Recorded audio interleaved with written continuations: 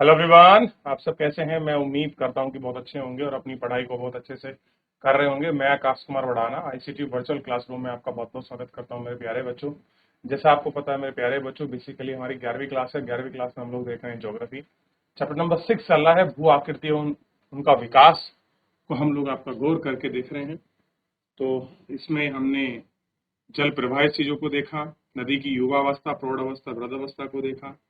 उसके बाद George canyon कैसे बनते हैं, आपका विसर्ग, भू विसर्ग क्या होती है, युगत वेदिका, आयुक्त वेदिकाओं को हमने गौर करके देख लिया। डेल्टा वाले रीजन को हमने पढ़ लिया, नदी विसर्ग, इन सारे कटाव, छटाव और अपरदित स्थल रूप को हमने पहचान लिया। इन सभी पर हमने एक एक करके गौर करके आपका बहुत अच्छे से बात कर ली और इनको हमने बात करके आपका देखा। ठीक, इन सबको देखने के बाद हमने एक एक करके देखा, पढ़ा। हमने कल थोड़े से आपका अपरदित स्थल रूप देखा और अपरदित स्थल के साथ साथ हमने कुछ आपके निक्षेपित जो स्थल रूप बन रहे थे उनके प्रारूप और पैटर्न को समझने का प्रयास किया। जैसे हमने हिम घाटियों को समझा, हिमनद, हिम का माने होता है आपका बर्फ का जो पहाड़ है, हिमनद यानी कि बर्फ की जो आपकी नदी घाटी उन पर बहने वाली चीजों के अंतर्गत क्या क्या चीजें होती हैं उनको हमने जानने का इसमें प्रयास किया। हिमनद घाटियों को पढ़ा। हिमनद घाटियों को देखने के बाद हमने इसी के अंदर जो है मेरे प्यारे बच्चों, हम लोगों ने आपका निक्षेपित भू आकृति जो है उनको सीखने का प्रयास किया। और निक्षेपित भू आकृतियों के बाद जो है हम लोगों ने इसमें फियोर्ड वगैरह किस तरीके से बनते हैं इन सबको देखा। आज हम इसमें आपका निक्षेप स्थल आकृति में सबसे पहला हम इसमें अगर को देखेंगे, एकॉस देखेंगे। क्लियर है, ये हमको देखना और पढ़ना। ग्रीष्म ऋतु में हिमनद के पिघलने से जल हिमतल के ऊपर से प्रभावित होता है। होता क्या है, ग्रीष्म ऋतु में जब हिमनद पिघलता है तो हिमनद के पिघलने से जल हिमतल के ऊपर आपका प्रभावित होता है। इसके किनारे से रिश्ता है और जो किनारे हैं उनसे आपका रिश्ता है। बर्फ के क्षेत्रों से नीचे प्रभावित होता है। यह जल हिमनद नीचे की ओर एकत्रित होकर बर्फ के नीचे आपका धरातलीय आपका प्रभावित होता है। ठीक, ऐसी नदियां घाटी में आपके किनारों के तरफ प्रवाहित होती हैं। जलधारा अपने बड़े गोलाकार चट्टानी टुकड़ों के मलबे से बहकर लाती है, हिमनद के नीचे बर्फ घाटियों में जम जाता है। ये बर्फ पिघलने के बाद एक वर्गाकार कटक के रूप में मिलती है। कैसे मिलती हैं, वर्गाकार जो कटक है उसी के रूप में हमको देखने के लिए मिलती हैं, या ये सारी कटक, ये सारी चीजें हमको पाई जाती है। ठीक, इनको हम आप एक एक करके सारे कटक इत्यादि को हम लोग आपका गौर करके देख लें। ठीक, अब देखिए इस तरह की जो अभी एकॉस हम लोग देख रहे थे, ये जो ढाल है इसी को बोलते हैं एकॉस। ये डेल्मियन होता है। थोड़ा सा उनके दोनों में जो अंतर है वो आपको बेसिकली इन दोनों में अंतर आपको देखने के लिए मिले। ये देखिए,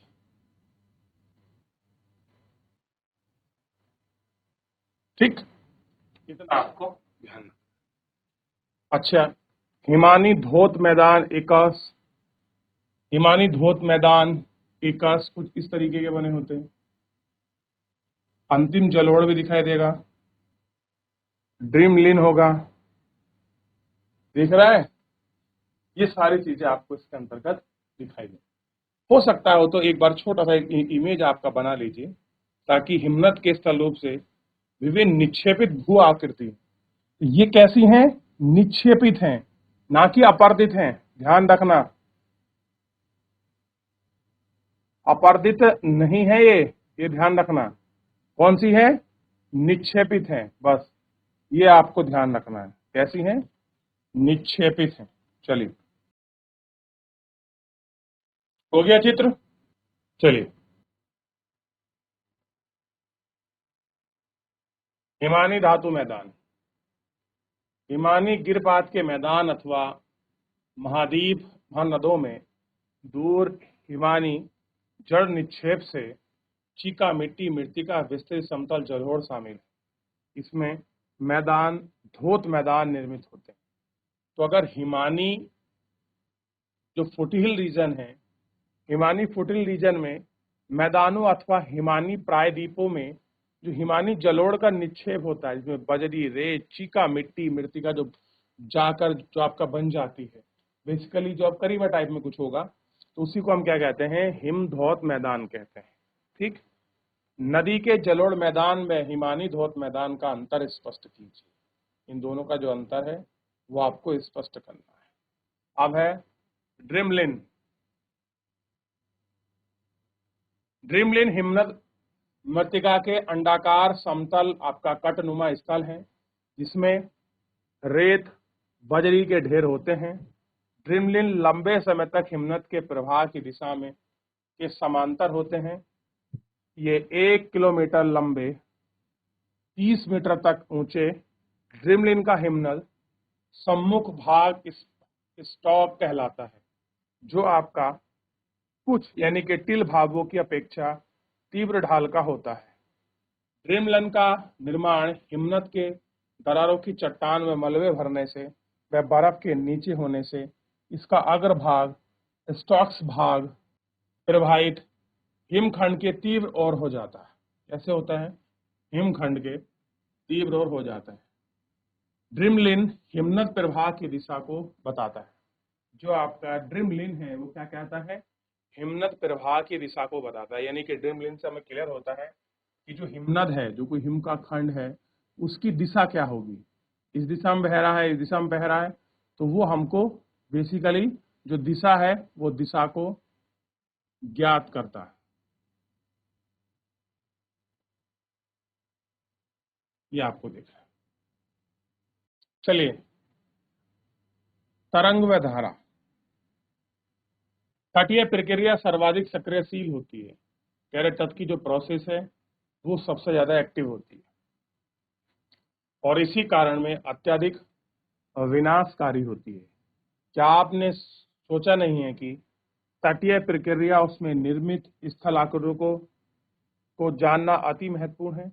कह रहे जो आपकी तरंग है, जो आपकी वेव्स आती हैं, जो आपकी ड्रिफ्ट हैं, जो धाराएं हैं, इस तरीके से जो आपकी ड्रिफ्ट जो है कुछ बहती हैं, ठीक, ये क्या करती हैं? किसी न किसी रूप में बहती।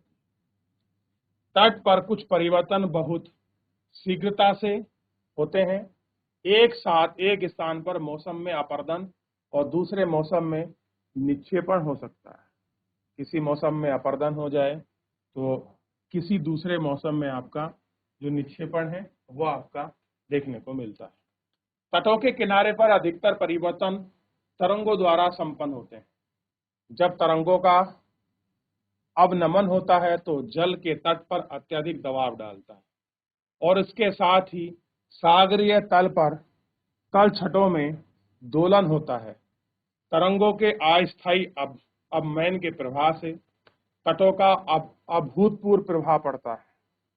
सामान्यतः तरंग अवनमन की अपेक्षा सुनामी की लहरें समय में अधिक परिवर्तन लाती क्या करती हैं? जो चीजें हैं जिस तरह की, वो आपका अधिक आपका परिवर्तन को लेकर आती है। तरंगों में परिवर्तन होने से उनके अवनमन की उत्पन्न होता है और गहनता से परिवर्तन आता है। क्या करता है? इन सारी चीजों में आपका गहनता से परिवर्तन आता है।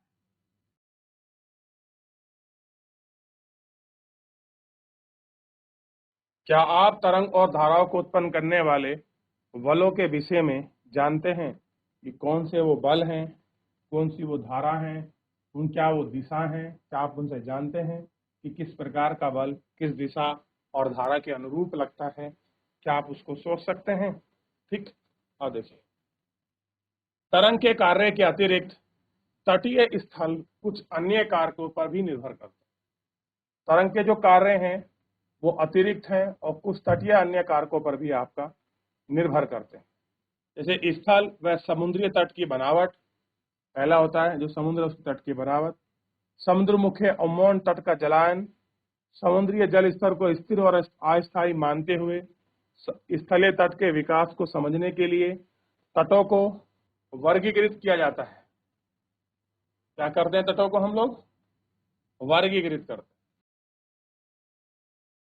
ऊंचे चट्टानी तट, जल तट, निम्न समतल व मंद तट, अवसादी तट, इस तरीके के हमको जो तट हैं वो आपका देखने के लिए मिलते हैं। ऊंचे तट, निम्न तल और अपसादी इसी को कहते हैं। अच्छा, जो अपसादी उनको क्या कहते हैं? उम्मैन तट, और आपका जो नीचे है उनको समतल तट के नाम से जाना जाता है। तो ये आपका कुछ तट थे और जो उनके भाग थे जिनको हम लोगों ने इसमें देखा और आपका जानने का भी जो है वो आपका प्रयास किया है। क्लियर है? एक बात थोड़ा सा ऊपर देख लीजिए, तो ये डोलोमाइट तरंगे ये किस तरीके से होती हैं, हिमानी छोड़, ऊंचे चट्टानी तट, और फिर आपका नीचे वाले हैं, इनको हम लोग आपका गौर करके देखेंगे। तो एक बार देख लें फिर आगे। ऊंची चट्टानों तटों के सहारे तट रेखीय अनियमितताएं होती हैं।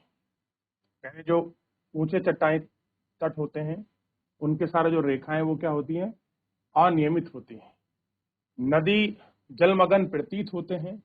तट का अत्यधिक अमैन क्या होता है? अत्यधिक जलमग्न प्रतीत होता है। तट रेखा का अत्यधिक अवन होने के किनारे के स्थल भाग जलमग्न हो जाते हैं और वहां आपका फियार्ड बन जाता है। पहाड़ी क्षेत्र सीधे आपका डूबते होते हैं। सागरीय किनारे के प्रारंभिक निक्षेपित स्थल रूप में नहीं होते हैं, वे अपर्दित स्थल रूप में बहुताया में होते हैं। कैसे हैं? बहुत अधिक मात्रा में हमको देखने के लिए। ऊंची चट्टानी तटों के सहारे तरंगे अब नमित होकर धरातल पर अत्यधिक बल के साथ आपका प्रवाहित होती हैं, जिसे पहाड़ी परास भंगुर आकार का नाम लेते हैं। तरंग के साथ स्थायी प्रभाव में भृंग शीघ्रता से पीछे हट जाते हैं और समुद्री भूभाग के सम्मुख तरंग आपका संघर्ष चबूतरे आपके बन जाते हैं। धीरे धीरे सागरीय किनारों की अनियमितताओं को कम कर देती है। क्या कर देती है? जो सागरीय अनियमितता है उनको आपका कम कर देती है। समुद्री भूभंग से गिरने वाली चट्टान धीरे धीरे मलबे के टुकड़े में टूट जाता है। क्या होता है? जो आपका मलबा है उसके टुकड़ों में आपका टूट जाते हैं और लहरों के साथ संगठित होता है और किनारों को दूर निक्षेपित हो जाते हैं। भृंगु के साथ विकास और उसके नवतलन के वांछनीय समय के बाद ही तट रेखा कुछ चिकनी सी हो जाती है और कुछ अतिरिक्त मलबे के किनारे में दूर जमाव के तंग में संघर्ष वेदिकाओं के सामने निर्मित वेदिका देखी जा सकती है।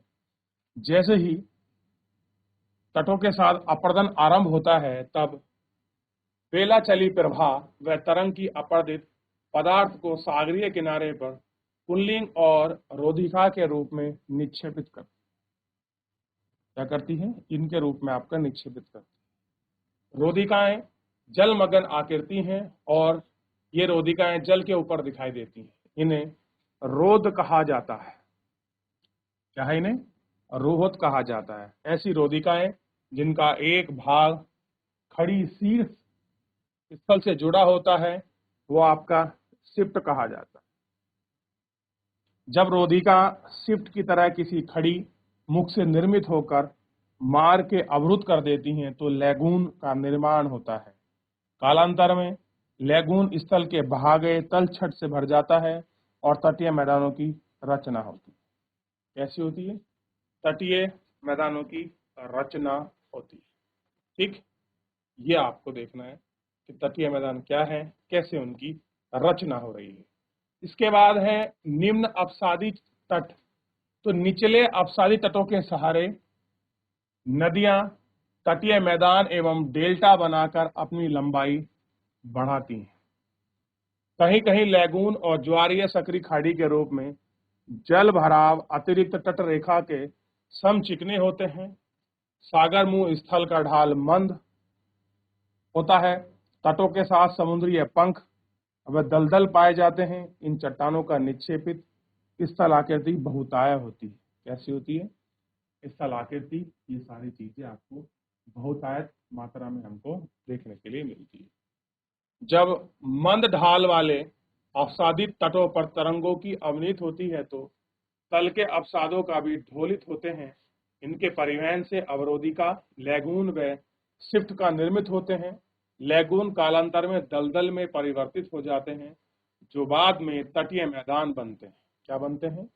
जो बाद में आपका तटीय मैदान बन जाते हैं। निक्षेपित स्थलाकृति का बना रहना अवसादी पदार्थ में स्थायी और लगातार आपूर्ति पर निर्भर करता है। अवसादों के अतिरिक्त तूफान एवं सुनामी लहरें इनमें अभूतपूर्व परिवर्तन करती हैं।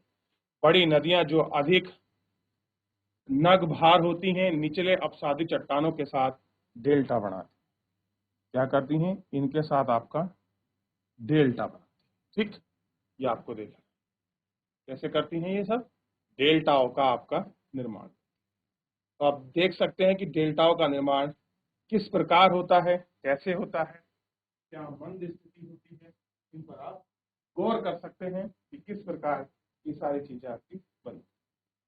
हमारे देश में पश्चिमी तट ऊंची चट्टानी विवर्तनिकी पश्चिमी तट है।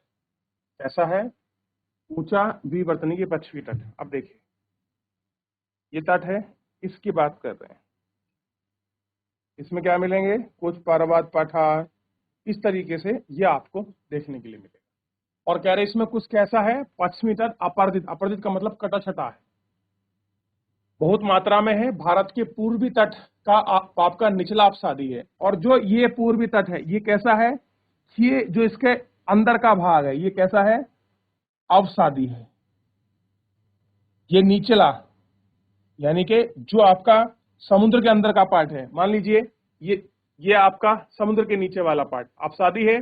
और इसके जो ऊपर होगा ये कैसा है आपका? ये आपका पूर्वी भाग है, ये अपर्दित है। ये कैसा है? पूर्वी भाग कैसा है? अवसादी है। और पश्चिमी कैसा है? अपर्दित आकृतियों का बना है। इन तटों पर निक्षेपित स्थलाकृति पाई जाती हैं। दोनों तटों की उत्पत्ति और प्रवृत्ति, उत्पत्ति मतलब जिस तरह फॉर्मेशन से बना है, वहां प्रवृत्ति जिस तरह से वो आपका दिखता है या फिर उसके फंक्शन है, फंक्शन इन द सेंस जिस तरह से हमें वो प्रतीत होता है, जैसे उसका नेचर है। क्लियर है? जानने के लिए भारत का भौतिक पर्यावरण के पुस्तक पढ़ें, आपको पता लगेगा कि पश्चिमी घाट या फिर वो आपका पूर्वी घाट किस प्रकार से आपका जो है वर्षा को कैच करती है। ठीक है, ये आपको ध्यान रखना है।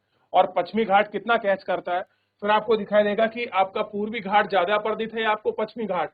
तो क्वेश्चन आपका क्या होगा कि पूर्वी घाट अपर्दित है, पश्चिमी घाट? तो आप कहेंगे पश्चिमी घाट ज्यादा अपर्दित है, कारण हम लोग पढ़ रहे हैं। और अगर पूछ लिया जाए कि अवसादी चट्टाने का निक्षेपण किस में ज्यादा मिलता है, तो आप कहेंगे सर जो पूर्वी घाट है उसमें बहुतायत की मात्रा में हम लोगों को ये सारी चीज जो है आपका देखने के लिए हमें मिलती हैं। तो हमें इन पर गौर करने की और इन सब चीजों को देखने की आवश्यकता है। ठीक, और इन्हीं को हम लोग आपका एक एक करके आपका बात करेंगे और आपका अच्छे से देखेंगे। इसके बाद हम बढ़ेंगे अपर्दित स्थल रूप, भृंगु, वेदिकाएं, आपके कंदराएं और स्टैक। ये सारी चीजें क्या होती हैं, इन पर हम गौर करेंगे। तो आगे बढ़ने से पहले एक बार बेटा आप सभी बच्चे अच्छे से गौर करके इसको आपका देख लीजिए। किसी कोई डाउट, कोई कह रहते हैं, आप मुझसे पूछ लीजिए, फिर आगे बढ़े। सबसे पहले अपर्दित स्थल आकृति को हम लोग देखें। भृंगु, वेदिकाएं, कंदराएं और स्टैक, ऐसे तट जहां अपर्दन प्रमुख क्रिया है। तट मतलब कोई भी ऐसा कोस्टल एरिया, कोई भी महाद्वीप, द्वीप या किसी भी आपका लैंड का वो भाग जहां पर आपका अपर्दन आपका मेनली होता है।